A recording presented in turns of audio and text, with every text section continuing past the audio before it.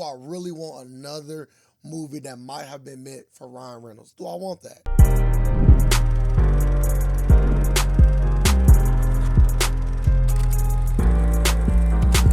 Welcome to Cine here, where you come for all of your media needs. My name is Ray, and today I am reviewing Bullet Train, directed by David Leitch, starring Brad Pitt and so many other phenomenal actors and actresses. I really did not know what to expect when I seen this movie. The trailer was very wacky. It seemed like I might be on one of those roller coasters that's going in the wrong direction. Like, do I really want another movie that might have been meant for Ryan Reynolds? Do I want that? Because I'm not going to lie, this movie reminds me of a combination of a few movies.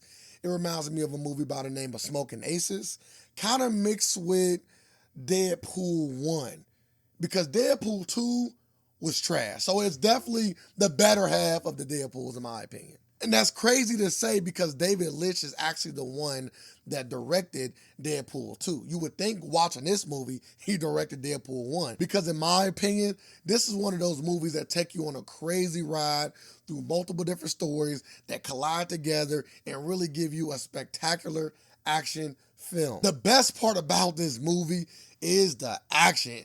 It gets gory, and I love some good gore in my action movies. And I also love adult comedy when it's done correctly. One thing you don't want to do is Marvel, are you listening? Comify, it's not a word, but I'm making it up. Comify your movie and to the point to where you make it cheesy. I think that was the negative in Deadpool 2. So when I seen that David Leitch was directing this, I'm thinking, I hope he doesn't go in that direction fully. I hope he dials his back a little bit and pull more into the jokes that actually will make people laugh versus just stuffing a whole lot of comedy into a movie just to see what hits. David Leitch also was involved in another movie I love by the name of Atomic Blonde, and you can see sprinkles of that, and he has post-credits for John Wick as well. So you could tell that he is building a catalog of a lot of these action movies, action comedy movies really, and you can see it really in this film. Brad Pitt has not made a good movie since Once Upon a Time in Hollywood. And Ad Asher was okay, but I really want to see Brad Pitt really get back into those roles that we loved him for. And I feel like this movie allowed him to kind of not be so serious and kind of focus more on some of the qualities that we haven't seen in him in a while. In order for a movie like Bullet Train to actually work, it relies heavily on the characters that's involved to really be good. They don't all have to be great, but they all have to be good, if not serviceable, right? Because there's about 5 or 6 different characters that you kind of have to pay attention to that got a decent amount of screen time in this movie. And some of those characters really have to deliver, like I said, to actually make this film worthwhile. And they do.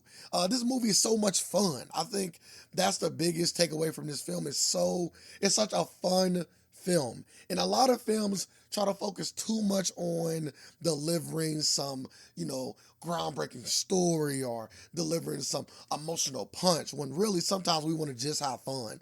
And that is where this movie thrives. It really just has fun. And you can really see that with characters like Tangerine and Lemon, who is played by Aaron Taylor Johnson and Brian Hill. They are by far 2 of the better characters in this movie. I think they do such a great job of delivering those comedy beats and also acting serious enough where the comedy does not make this film feel corny. And I think that is the best part about Tangerine and Lemon. They are by far like the better 2 characters outside of Brad Pitt's character Ladybug. I think every character in this movie did bad. So there is not any characters that I would say like, oh my God, like again, we got another character or someone else that I do not like to see on screen. I think everybody did a good job. One of my biggest negatives about this film is I almost kind of wanted it to stay at an even, fast pace.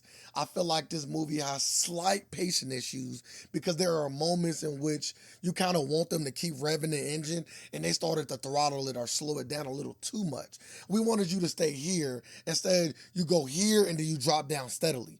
I feel like it got to be a nice decline back into the incline. And we really didn't get that. It's either really high or really low. And the storytelling can be a little all over the place. And that's why I brought up a comparison of the movie Smoking Aces, because they had the same problem in that movie as well. That movie's decent. This movie's not bad. And this movie is actually pretty good. So I don't want you to think that what I'm saying is like a huge knock. But when you jumping back and forth, it can kind of feel like, all right, kind of focus more on the plot at hand.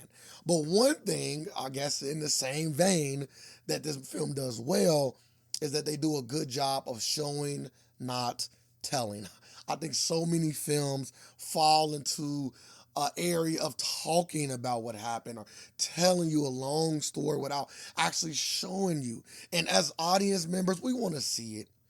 We came here to watch a film. We didn't come here to listen to a film. We want to see it. So show us. And this film does show you the past, and it makes you feel more connected with the character. This movie really does feel like so many other films, like put into a blender and blend it up, but not quite getting all of the great parts from all of the great movies that it's similar to, but only getting some of those really good parts and also some of the bad. Some of the movies are directors that I feel like this movie kind of is influenced by, directors like Quentin Tarantino.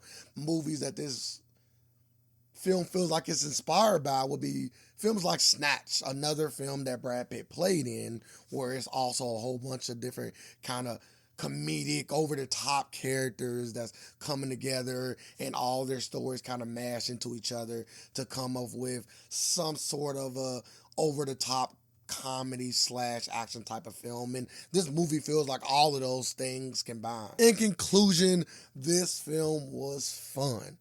This film was fun. And I think that that is important. It's important because we don't get enough fun films. With that being said, I'll probably go out to give this movie a 7.8. I definitely think it's worth checking out because you can go in there, kind of turn your mind off, and get an action comedy that Brad Pitt is leading that is also worth watching. But I want to know what you think. I want to know if you like this movie. I want to know if you think it's similar to some of the movies I brought up, like Smoking Aces or Snatch. And if you haven't seen those films, both of those films are definitely worth watching. They're not the greatest films, but I also think those films that you can turn your mind off and watch as well. If you got this far in the video, I know you got to like what I'm doing. So go ahead and hit that like. And since you hit that like, you got to subscribe afterwards. It's only right. It's only right. But don't forget, you seen it here.